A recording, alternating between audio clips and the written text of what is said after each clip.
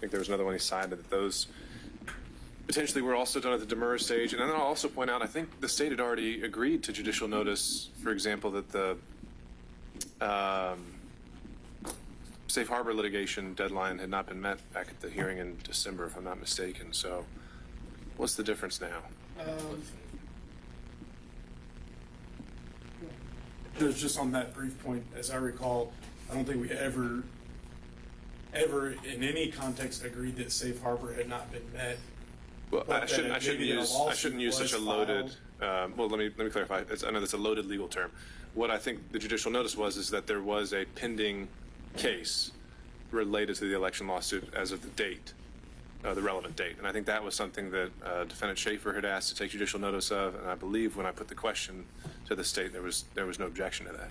I think in that limited context for that limited issue, we didn't contest because there was lawsuit pending. Right, and so I think we might be.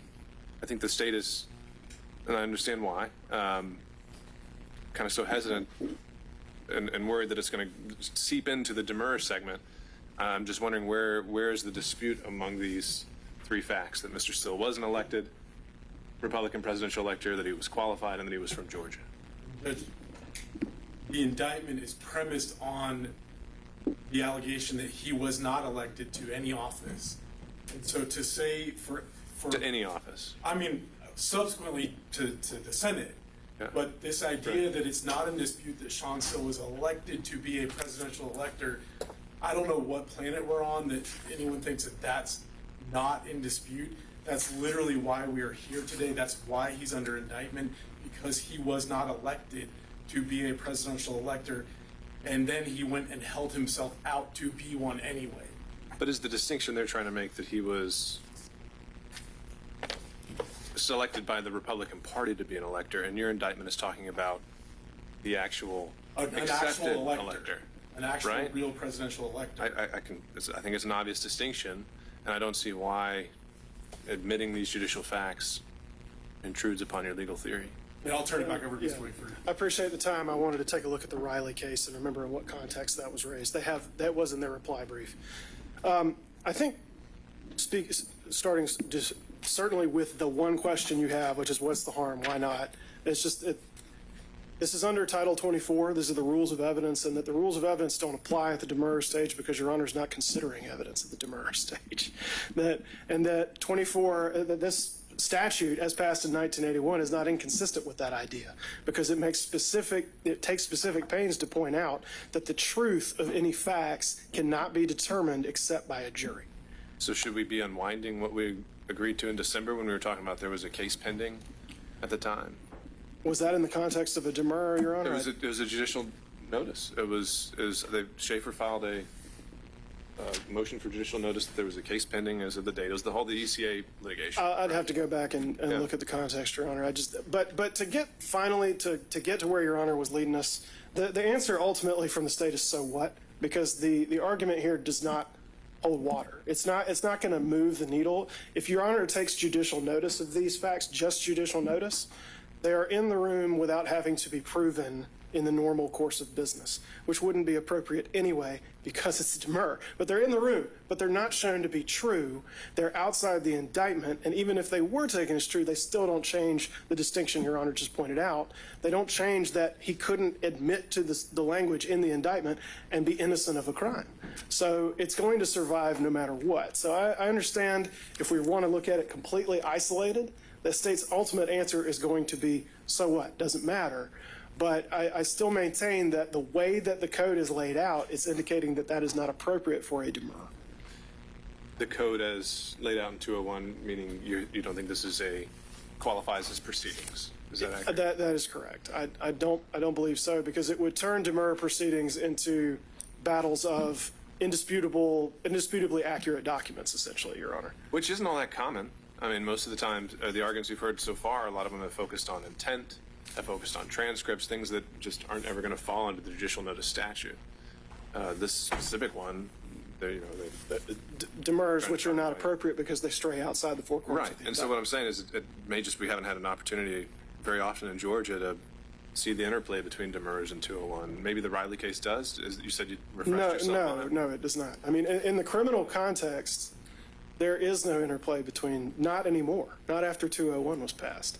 And the only cases that speak to this are the ones cited by the defendant from either about 80 years ago or more than 100 years ago, where the court did take judicial notice, I think, of whether a county is dry or wet. I mean, that's how antiquated these cases were.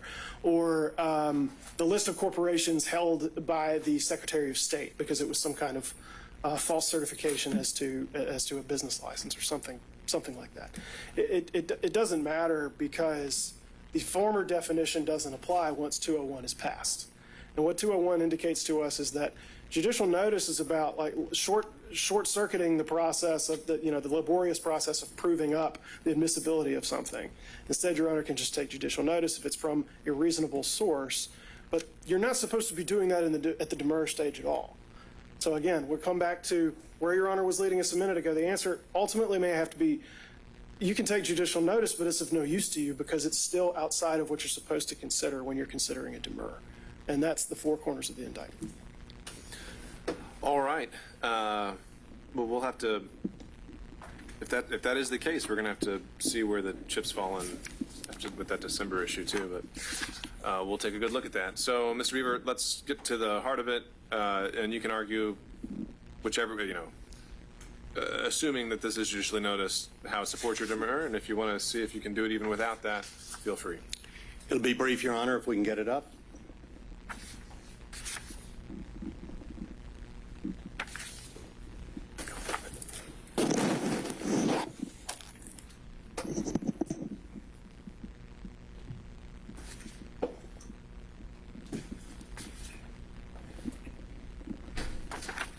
This is where this comes into play, Your Honor, because he has been charged with representing himself to be a elected and a qualified presidential elector from the state of Georgia.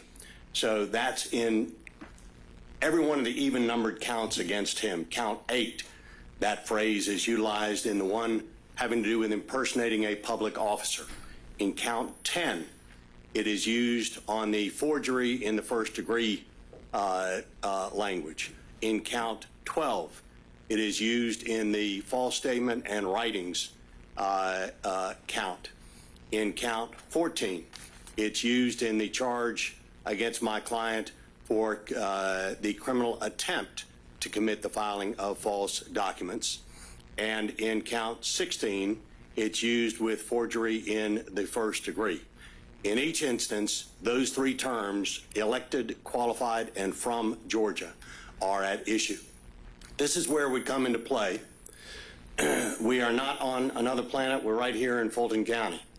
The way that he was elected the way he was elected is determined both under the code sections that are cited there of 21-2, 134, and 172, that the political parties select their own presidential electors, and the Georgia Republican Party rule, which states that the Republican nominees for the Electoral College shall be elected by the State Executive Committee, provided, however, that such election may be by primary if authorized by the State Committee, certified to the Secretary of State as provided by law. So what do we have? We have from the governor's certificate of ascertainment that the following electors received a certain number of votes, with Shawn Still's name being number 15 in the lineup, and which shows that Still was an elected Republican presidential elector, and that he was qualified. That comes from the Secretary of State's office, where their document, which shows the number of the qualified presidential elector candidates for the November 3, 2020 general election, on the Republican slate for Trump and Pence, next to last is Shawn Still, qualified as an elector.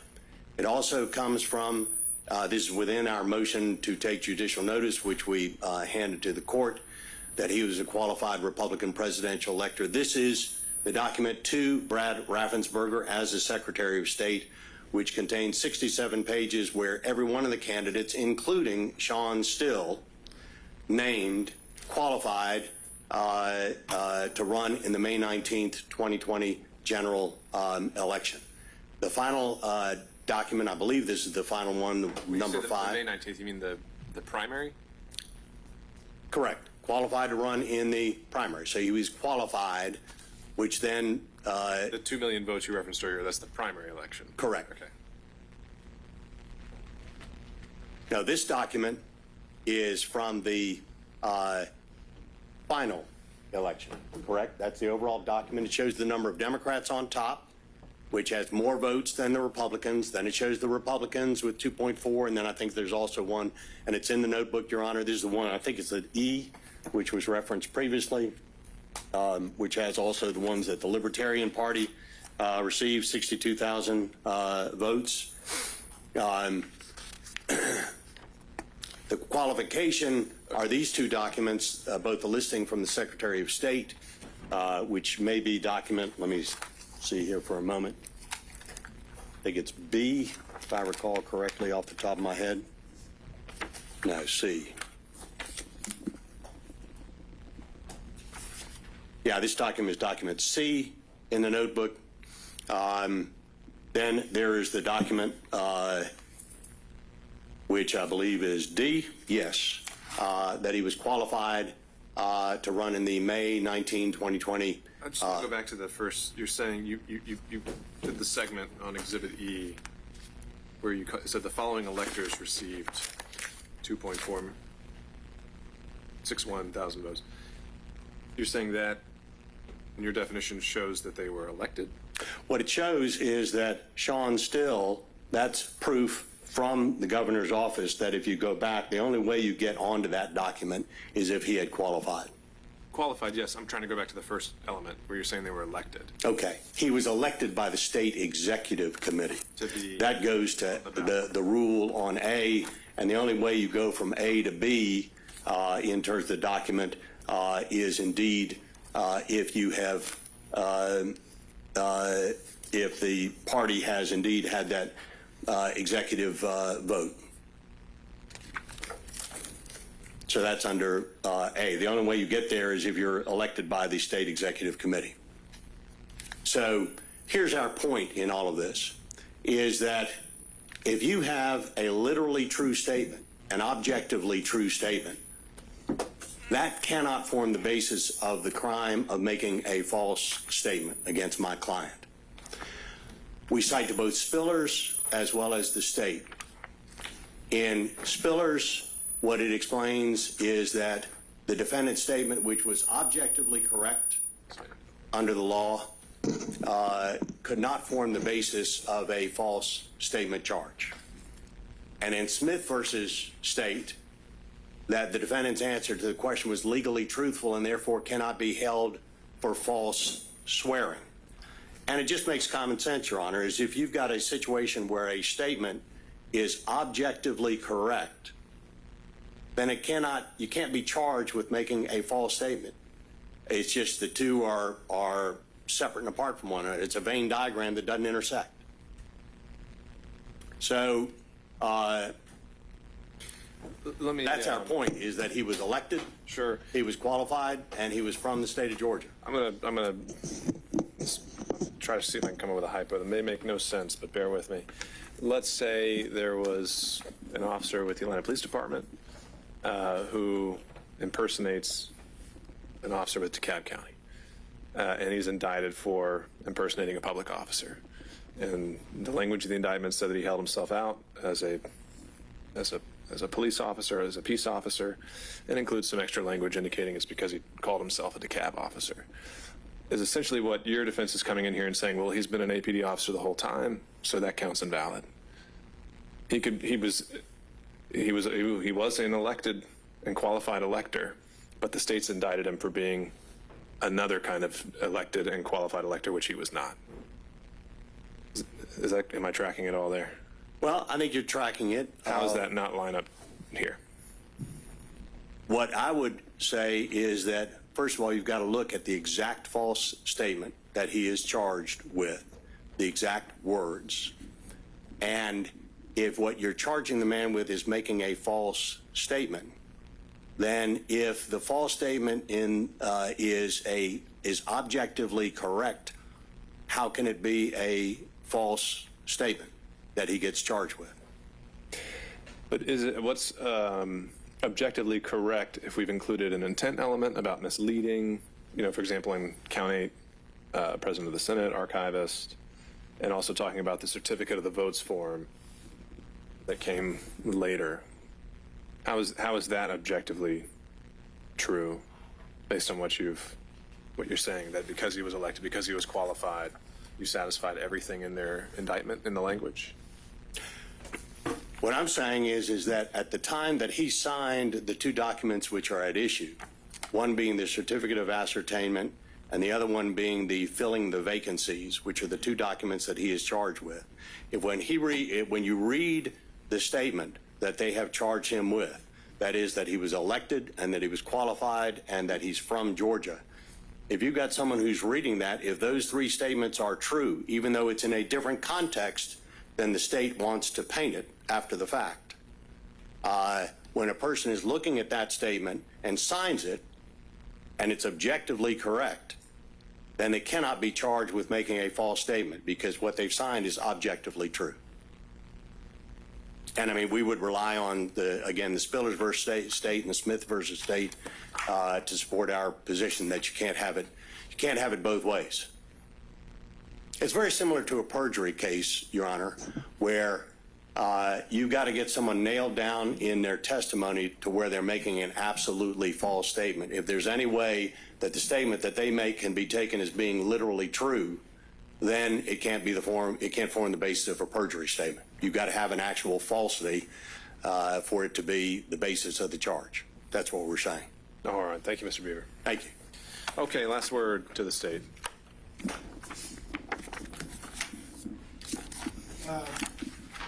Your Honor, I was watching a television show once where one character turns to another, says, "Are you even who you said you were?" And the other character says, "In a sense, yes, but in another truer sense, no." And that is essentially what this argument boils down to. It may be that Mr. Still was, in some senses, an elector, in some senses elected duly or qualified, any of those things. That doesn't matter, because what he's accused of doing in 6 different counts, charging 6 different crimes, is claiming to be a presidential elector, or an elector for the office of President of the United States. And that is separate from just being called an elector or a Republican elector or anything else. In fact, OCGA 21-210 tells us explicitly that there shall be elected by the electors of this state, and their elector means something completely different, persons to be known as electors of President and Vice President of the United States and referred to in this chapter as presidential electors. It's a separate thing. It's not the same. He wasn't accused of being a qualified elector from Georgia in just those 3 points. He was accused of being this, presidential elector, which is a discrete term in which he claimed to be in various ways, violating the law in various ways in these various charges. And it's not like he's charged with one count under 16-10-20 where he stood up and said, "I am a qualified elector from Georgia," which seems to be the tenor of his argument today. That is not at all what he's charged with doing. Each of these charges, as you look at them, states that he made use of a document, or he made a document that contained a false statement. And each time the falsity that's attributed to him is that he was holding himself out as a presidential elector or an elector for the office of President of the United States, which is a discrete term in which he undoubtedly was not at the time that he said he was. So this is the so what portion that I was referring to, Your Honor, a few minutes ago. You take judicial notice of anything, whether the state objects or not, doesn't really matter, because 1, those facts are outside the face of the indictment. 2, his argument doesn't address what's actually in the indictment, which is that this is what the state has said we intend to prove at trial. Ultimately, all of this may make a fine motion for directed verdict one day, but it's certainly not a demurrer, and it certainly doesn't support the claims that are put forward in the briefing. 21-210 is clear about what the office is. The indictment is clear about what Mr. Still claimed to be in various ways, and nothing that they have put before Your Honor would allow you to dismiss these charges on any basis. Are there any questions which I can clarify for Your Honor? No, I think that covered it. Thank you, Mr. Wakeford. Thank you. All right. Well, thank you all for your argument today. And I think placing an emphasis on some of the decisions we'll have to make in sorting these out. Procedural and substantive. So I'll just offer it if any of the parties are interested. By no means obligated, but if anyone wanted to submit post-hearing briefing on some of these finer points or questions, you're certainly welcome to. If so, I would ask who wants to do that and how much time you need. Mr. Beaver, just since you I rise. respond to that because that may depend partly what the state does, but I do want to call the court's attention to, of course, we had filed several other motions which are before the court that have been fully briefed by both sides. We chose not to argue them orally because they've either been argued before the court previously by very competent counsel, or they simply rely upon the law and there's no need to argue them. So I would bring those to the court's attention because They're very much at the court's attention, and we're making our way through those. So Thank you, Your Honor. And we will have an answer on those. So on the point of post-hearing briefing, just so I can have it as part of the record, does anyone want to submit anything? There were a couple of points Your Honor raised which you asked for clarification from the state. Standing in our place today, we couldn't quite articulate. We would ask for a 2-week window during which, if we were going to file something with Your Honor, it would be within the next 2 weeks. All right, certainly. Feel free, and I'll put that same 2-week time frame on defense counsel, if you so choose. All right, otherwise, as far as I can tell, again, I know there's a good number of things that are still pending in terms of pretrial motions, but in terms of hearings coming up this summer, I think the only other party that had requested something was counsel on behalf of Mr. Clark, and I believe so we still need to have that scheduled, but otherwise I'm not aware of any. But if the state knows of some, let me know, and we can get those scheduled. You mind me asking which motion from Mr. Clark I haven't? It's in my notes. Okay. Yeah. We'll take a look. But if you find some more, let me know. Otherwise, if there's nothing else, we'll be adjourned. Thank you all. Thank you, Judge.